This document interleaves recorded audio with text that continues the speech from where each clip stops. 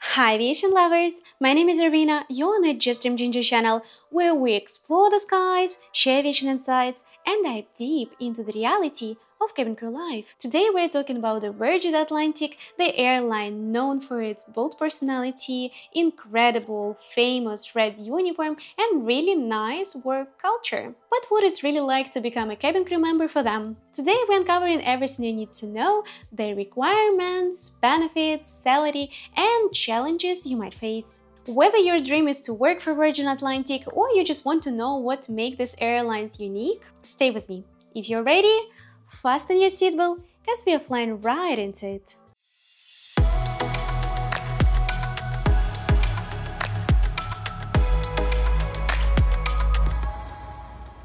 As many of you know, I used to work as an Emirates flight attendant for 5 years, but after I received many questions about other airlines and what it takes to become a flight attendant for other airlines worldwide, I decided to make this series of videos about other airlines and everything you need to know, the benefits, salary, challenges. So this video is part of the series. If you're curious about others, you might check that playlist later on, but today we are focusing on the Virgin Atlantic and we will start with a brief history of the airline. Virgin Atlantic was founded in 1984 by Sir Richard Branson, a businessman known for his innovative and adventurous spirit.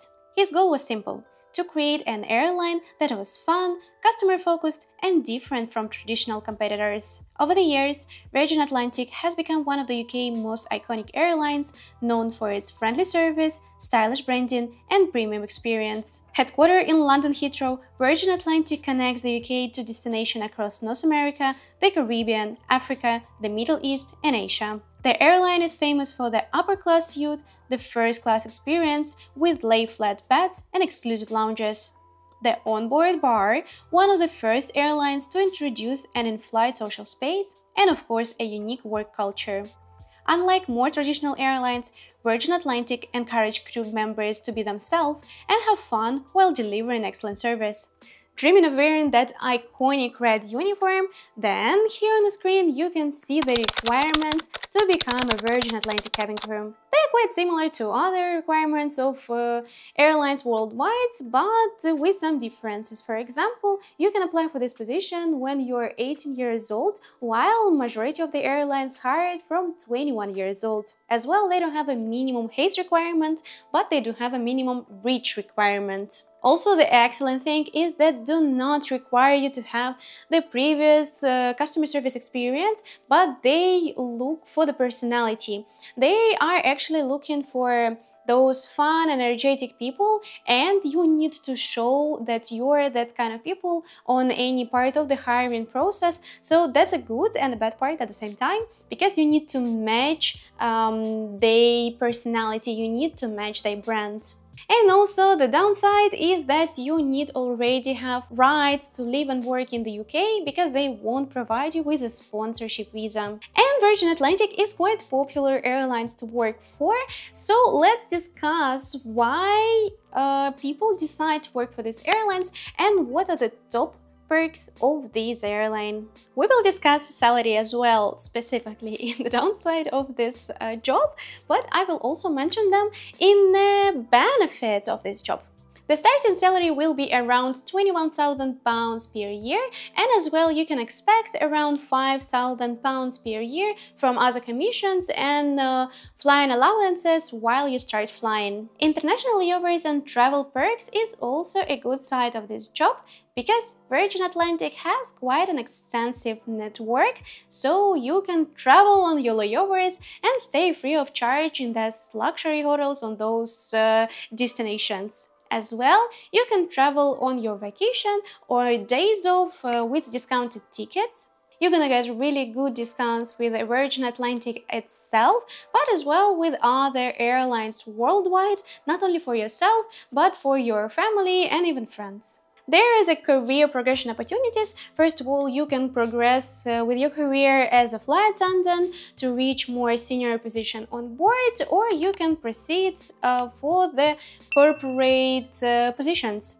There is no direct pathway, but when you're already in the company, it's actually easier to apply for the position than from the outside. So they will kind of give you the preference if you have the requirements for that specific role and position than the people who applied outside of the company. Union protection. Unlike some other airlines, Virgin Atlantic has a union, so that means that you will have more rights and more healthy work environment than some other airlines. For example, if you compare it to Emirates, the union is prohibited in the Middle East, so you kind of doesn't have rights to say something or to fight for your rights, unlike with the Virgin Atlantic. So if collectively you decide that your salary is not enough or your benefits are not enough, or you don't work under the healthy and safety regulations whatsoever, you can protest, you can fight for your rights, which is a good sign. There are also some voluntary benefits. Basically, you can apply for them separately, and they will be kind of the gym membership, some extra travel discounts, or health plans. And of course, the best side of this company is an amazing work culture in this airline. This airline has one of the highest amount of the positive reviews from the crew, which describe that the atmosphere is really fun, relaxed, and it's really nice to work there, and you don't feel that pressure, and you actually enjoy to go to work, and you know that you will be always supported by your colleagues, your seniors, and you always will be the priority.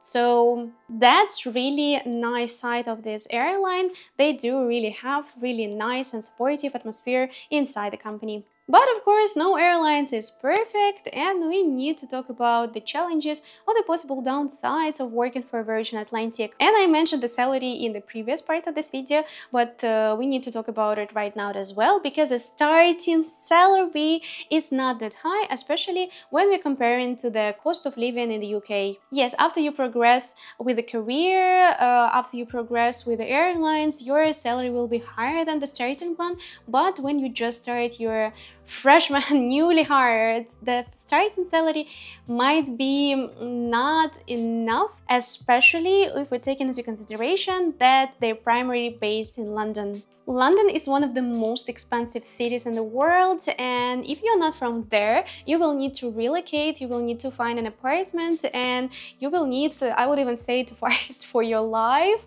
because to pay your bills with this kind of salary, it might be really complicated, and I don't even know that some people have a part-time job to meet their needs. Seniority system is also working in this airline, so if you're a senior, you will get everything you want, your leave, your flights, whatever, seniority while you're traveling on a standby. But when you're a new crew, that works against you. So basically, you won't get many of the flights you want to fly, or you will be lower on the seniority list. So if a flight is overbooked and there are many staff on standby, there is a low chance that you're gonna get on that specific flight.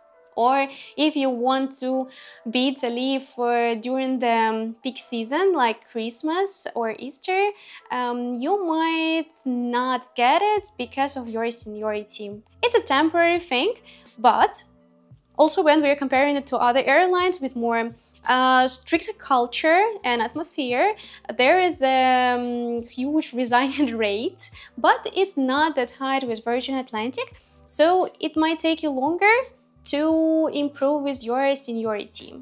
That's why I put it into the downside of this job, but only for the first period of time when you just started with your career with Virgin Atlantic.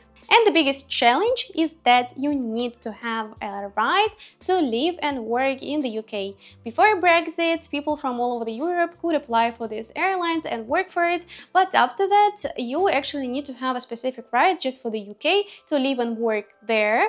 So that reduced the number of the applicants who can apply for it. And no, they will not do the visa for you, so that's definitely a downside. So what is my final verdict? Is Virgin Atlantic worth it?